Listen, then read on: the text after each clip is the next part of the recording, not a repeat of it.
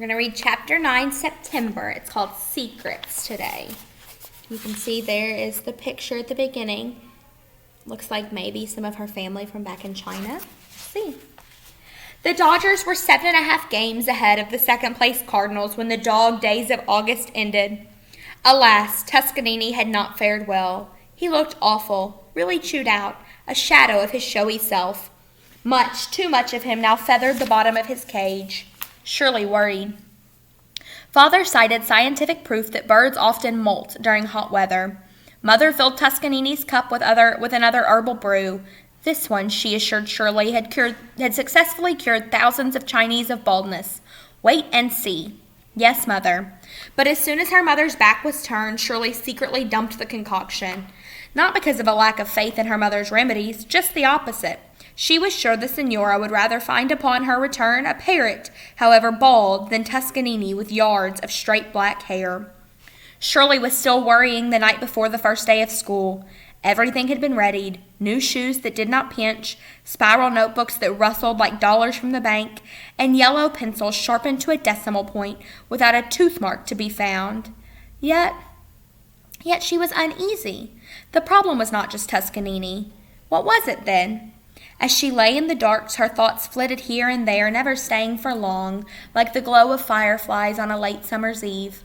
Vacation had sped by as swiftly as an arrow, but she liked school and certainly missed all of the friends she had made there. Why was she so shy about seeing them again? Shirley hid her face in the pillow. She knew the answer. She was afraid her friends might have changed, just as change had come to her. It was true. She no longer thought so often about the fourth cousin, her once best friend, and lately, almost not at all about the other cousins. She still spoke Chinese with her parents, but even then, foreign words were substituted for those that did not come easily. Mother corrected her. Make an effort, Shirley. You must not forget you are still Chinese. Yes, Mother. But then out would pop another English expression, one for which there was no Chinese equivalent. Gee whiz, baloney, just for kicks, party pooper, fat chance. What's up? For a moment, Shirley had to urge to look in the mirror. She hardly ever did that, not like some others she had seen in the girls' room fussing with themselves as if a stray hair could send them to jail. Did she look different now that she was thinking more and more in English? Was her black hair turning blonde? Was her nose getting higher? If she had a choice, she'd just as soon stay the same. Not that there was anything wrong with looking different, but she was used to the way she was. Lately, the tenants had begun remarking on how grown up she looked. She wasn't sure she approved. What was wrong with Shirley Temple Wong as is? Nothing. Yet she was worrying about things that had not happened, just like grown-ups. It was awful. Yawning, she closed her eyes. When she opened them, she was in Chungking, walking up the mountain of 10,000 steps.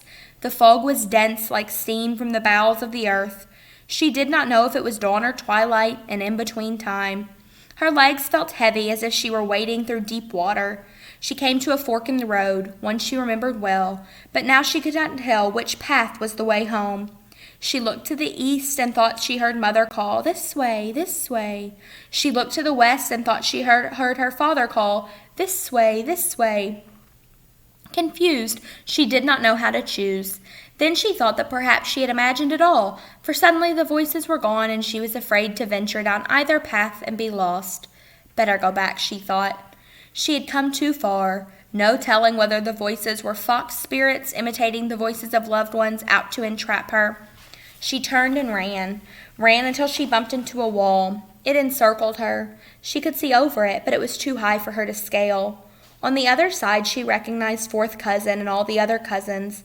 They stared at her, a look of disgust on their faces. "It's me, Shirley Temple Wong. It's me, sixth cousin. It's me, Bandit. Let me out. Let me in." Her clansmen pointed and began to laugh. She called their names, reminding them of the memories they shared. There was no sign that they understood a word. When she waved her hands frantically, they did too. When she jumped up and down, they did too. When she cried out, they did too. They were all making fun of her. Eventually, she noticed Grand-Uncle. He was painting. She leaned over the wall and pleaded with him to set her free. He nodded to himself, happy with his work. The children studied the painting, then her. They howled with pleasure. At last he was finished and held up the picture. It was of a strange creature, a pigeon-toed bird with scanty green feathers and red palms. It was Shirley. "Shirley, Shirley, wake up! It's time to go to school. Wake up!" She threw her arms around her mother and could not stop trembling. "What's the matter? Did you have a nightmare?" Unable to speak, she nodded. It was nothing, just a dream. Her mother's voice was soft, so welcome to her ears. When finally composure returned, she asked, "You would know me anywhere, wouldn't you, Mother? No matter how I changed, you would, wouldn't you?" "My daughter, I'd know each hair on your head." By the time Shirley had entered the 6th grade room of PS8, she had forgotten her nightmare, and with it her fears. At Mr. P's, Tommy O'Brien had stuck up from behind to tug a braid. "Hey, Chop Suey, how you doey?" Grinning, he then bowed deeply. She thought it rather wonderful that he remembered something she had done so long ago. Mabel joined him. "What do you know, de bums are sure doing the job." She jumped up to snatch an imaginary ball and sent it flying before her feet touched the ground. Joseph came huffing. "Hey, wait up!" He had gotten even rounder.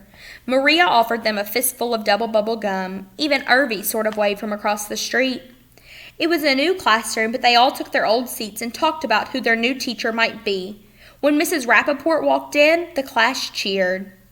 "No use breaking up a winning team." While books were being passed out, the principal came in with a new student. "Class, this is Emily. Emily Levy." Shirley knew immediately that they would be friends.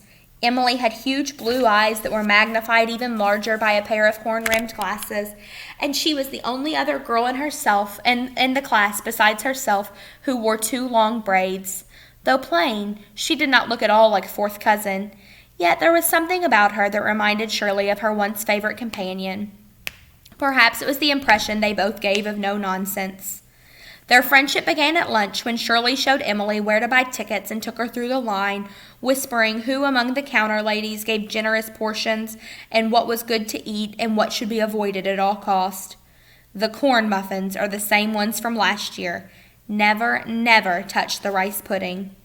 Seated, Emily gave an efficient shake of her milk carton and asked without further ado, "Do you like to study?" Shirley looked around to see if anyone had heard or could hear. Before she could answer, Emily confessed, "I do. I don't play anything but board games or charades. I read books, lots of them. I practice the cello 2 hours a day. My father's a psychiatrist. My mother's a committee woman. I have 2 older brothers and sisters, and we are all progressives." Throughout her reciting, her blue eyes never blinked. They just peered straight into Shirley's as if testing her. Shirley wanted to laugh, but thought better of it.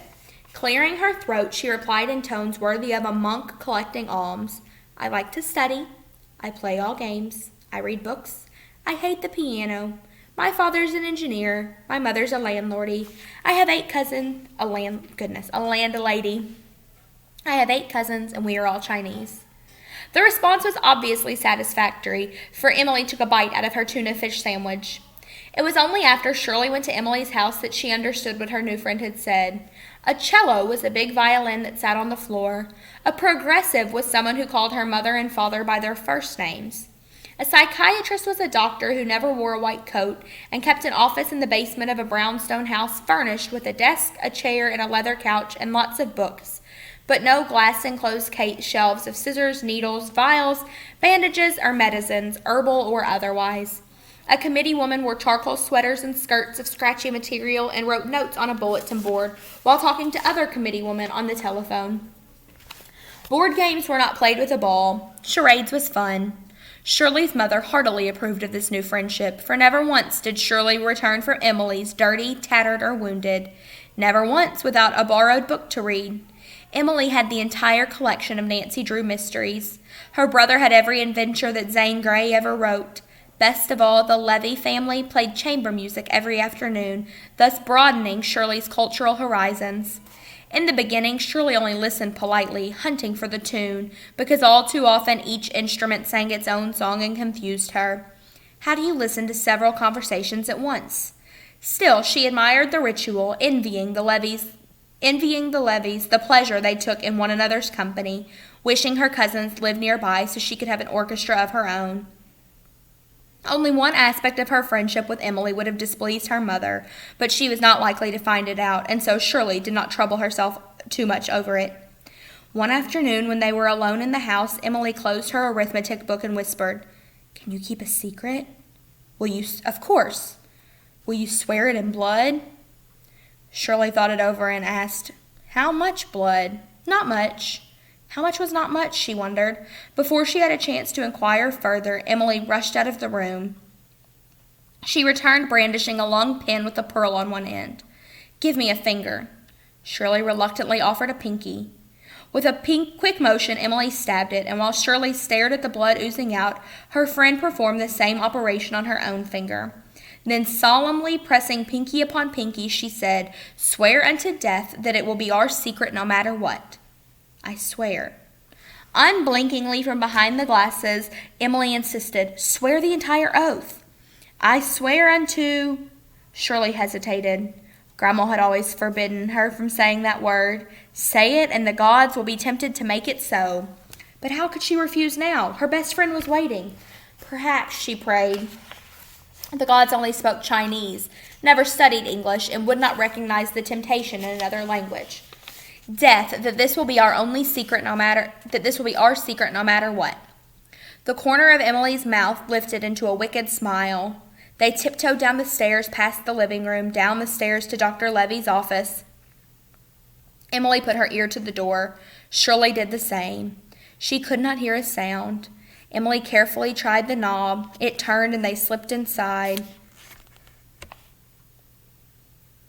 "Look out the window to see if anyone's coming." Shirley did as she was told. A pair of trousers walked by, followed by a dog, which stopped to sniff a tree. The animal glared at her as if to ask, "What are you up to?" Shirley ducked. "Anyone there?" "No." "Then come quick." Shirley turned but saw no one. "Here, behind the desk." She almost fell over the book that lay open on the rug. "Look, isn't this a wonderful secret?" Giggling, Emily pointed to the page. Shirley dared not look. What terrible thing warranted such precautions? "Look." She did. "What is it?" "People," whispered Emily. Oh, Shirley looked and looked, but did not recognize anyone she knew. The pictures were more like road maps colored in blue and red than flesh and bones. You can see everything. That was true. Livers, lungs, stomachs, brains, heart. Yuck. Not to spoil Emily's fun, Shirley pretended enthusiasm. "I've never seen pictures like these before." "Of course not. This is my father's book, Gray's Anatomy. We can find out everything, just everything, reading it." The book was thicker than any dictionary. Shirley had no desire to read the small print and whispered, "I hear footsteps." Now she could but watch as her friend performed the mad antics of a comedian in an old-fashioned movie, scurrying here and there, bumping into furniture, tripping over her own feet, hiding the evidence, and stealing up the stairs. Panting in the safety of her room, Emily cautioned, "Remember, it's our secret." No secret was ever so safe. A secret, like a chore, always seemed to lead to another, one even more troublesome than the first. Shirley's second secret became the night of the final encounter between the Dodgers and the Cardinals. Her team led the league by 4.5 games, but their opponents were the defending champions and still had a chance to take the pennant. It wasn't going to be easy, not with Harry Breachin pitching for the Cardinals. He had been the hero of the last World Series. Even before the players took the field, Red Barber's voice was hoarse with excitement. Suddenly, her mother claimed Shirley's attention. "Have you done all your homework?" "Yes." "Then you won't mind doing something for Mrs. O'Reilly, will you?" "Now?" "Now." "Do I have to?" "I think it's an opportunity." "Rats, another opportunity." "Mrs. O'Reilly has asked you to babysit tonight. The poor woman has not been able to go to church to do her good work since the babies came. Now that you're grown up and they live only downstairs, Mrs. O'Reilly thought you might like to earn some money." "Money? That was different." "Does Mrs. O'Reilly have a radio?" Mother nodded, smiling. "Well, then, it was a golden opportunity." The moment Shirley walked into the apartment, Mrs. O'Reilly picked up her pocketbook and was ready to go. "Dinner's on the table. Their diapers are in their room. I should be back in about 2 hours. Any questions?" Shirley could not think of any. The radio was in plain sight on the table next to the armchair. "Be good boys, won't you? Shirley's here to take care of you." Sean, Seamus, and Stephen stopped pushing their toy cars around the floor and looked up with identical sweet smiles and waves. Bye-bye, Mommy. Bye-bye, Mommy. Bye-bye, Mommy. As soon as the door closed, Shirley turned on the radio and twisted the dial until she found the familiar sounds of the ballpark. Nothing had happened in the first inning. Better get acquainted, she told herself, and kneeled on the floor to say hello. But she got no response to, Hi, Sean. Hi, Seamus. Hi, Stephen. The three merely crawled around saying, beep, beep, beep, beep, beep, beep. When they sat perfectly still, each triplet was indistinguishable from his brothers. Now in orbit, they were an endless multitude. The effect was far from relaxing. Grabbing the nearest, Shirley tried to station him in a high chair. The baby weighed less than precious coins, but was a lot more grief. He drooled with delight at Shirley's foolish struggle to thread him in the chair. If the legs were in possession, the head was turned the wrong way. If the head faced the right direction, the legs dangled over the table. If she begged the child to bend, he stiffened. If she begged him to straighten, he slouched, almost slipping through her hands. Compared to this, dressing an octopus would have been easier. One seated, two more to go. In each case, the battle was prolonged and silent. When all three were safely in their chairs, Shirley was exhausted, and Joe Gargiola hadn't beaten the throw, but had spiked Jackie Robinson's foot instead and given all Dodger fans one more reason to hate the Cardinals. The stands were in an uproar, but nothing compared to the cries that now emanted from the triplets, each outdoing the other. My chair, I want my own chair. My chair, I want my own chair.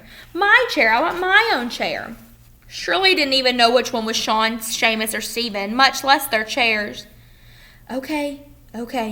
Shirley hurried to reverse the seating that had taken her an inning to accomplish. Beep, beep, beep, beep, beep, beep. Stamping her foot, she shouted, Which is your chair?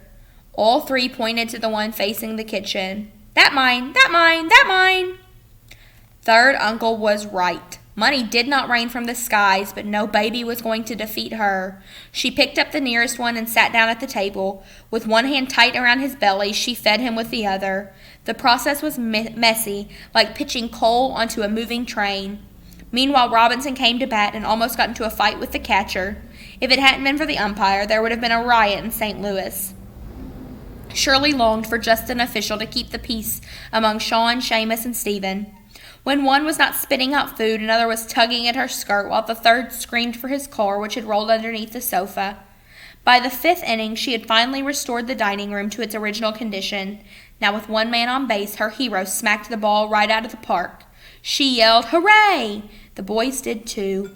But when she stopped yelling, they kept on yelling. Hooray! Hooray! Hooray!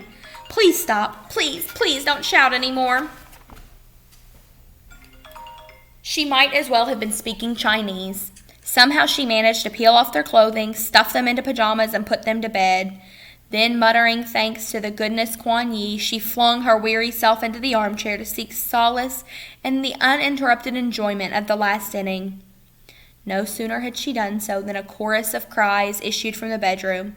Sean's wet! Sean's wet! Sean's wet! Which one of you is Sean? Silence. Drooling. Undoing the buttons from neck to toe, she looked for signs of Sean, wishing that they were dressed like Chinese babies with a handy slit in their pants. How much simpler life had been in Chungking when all she had to do was lift Precious Coin's leg over a chamber pot. By the time Sean was found and sanitized, the game was over. The Dodgers had won 4-3, but Shirley was much too beaten to enjoy the victory. Within moments, Mrs. O'Reilly returned. Her sons were snoring peacefully. Not a limb moved. The warriors had fought the good fight and deserved a rest. Shirley earned 3 dimes that shone in her palm as brightly as medals for valor. She couldn't wait to show them to her parents. The next day, Father presented her with a piggy bank. Now that you're earning money, you deserve a proper place to keep it. While her proud parents watched, Shirley lovingly deposited the coins into the china bank. Thereafter, twice a week, Mrs. O'Reilly did her good works, and twice a week Shirley wrestled with Sean, Seamus, and Stephen. For a while, the coins that jingled ever more loudly in the pig drowned out the taunts of the terrible threesome. But as the magic number, any combination of Dodgers wins or Cardinal losses needed for the Dodgers to win the National League pennant dwindled from 7 to 6 to 5 to 4 to 3. Shirley fretted. More and more she longed to exchange the chaos of the downstairs apartment for the quiet of her own. The boys were no fans of the Dodgers or of Shirley. Drastic measures were called for. Before she went to babysit again, Shirley secretly substituted buttons for the coins in the piggy bank. Then, at Mrs. P's, she armed herself with a fabulous array of candy. Bribery worked magic. Sucking sweets, the terrible threesome were no more. In their stead, the tame trio. Bursting into her own apartment in triumph, Shirley found her mother still working on the accounts for the Senora and her father mixing paint. As usual, they stopped what they were doing to witness the grand ceremony of feeding the pig. Mother gave her a quick squeeze. Father patted her on the shoulder. "Go on, Shirley, go on." "No, wait," announced Father as he pulled a small blue book from his back pocket to give Shirley. On it were stamped many numbers and her name in gold. "What is it?" "Your own savings account at the Brooklyn National Bank. Open it." On the first line was a deposit of $5, a week's grocery money. "Now every time the pig is filled, you can go to the bank yourself and make a deposit, and every penny in the account will help to go pay for your college education." "College?" "Yes, it's not too early to plan. College is expensive, but it's the most valuable treasure a person can have. With a proper education, you can aspire to do anything you desire in America, be a doctor or a teacher or an engineer." Of course. Pressing her finger over the name in gold, Shirley pictured herself as a grown-up, saving a life on the operating table, teaching a class, building a bridge. The images thrilled her, for she saw them so clearly in her parents' eyes. She wanted to tell them all that was in her heart, but how do you express such feelings? Americans, she knew, would simply say, "I love you," but Chinese never used the phrase. It was too obvious, too direct, like a present on one's birthday rather than those her father gave for no reason at all. Americans would kiss. They did it all the time, even in public, but that also seemed wrong. Without her saying a word, her parents knew how she felt, and this she understood. It was the essence of being Chinese. But Shirley wanted to find a special way, her own way. What could it be? Mother came to the rescue by handing her the pig. She gave it the customary 3 shakes. This never failed to make her parents laugh. Suddenly, Shirley remembered the trick she had played, bribing the boys. This time, when the dimes dropped, the sound was hollow, counterfeit. In the morning, the shame had not gone away. It cast a stillness within her like the hush of new snow. She began to see things she had failed to see before. Once again, her parents had slept through the alarm, but only now did she realize it was because of the long hours they worked to keep a promise she had made for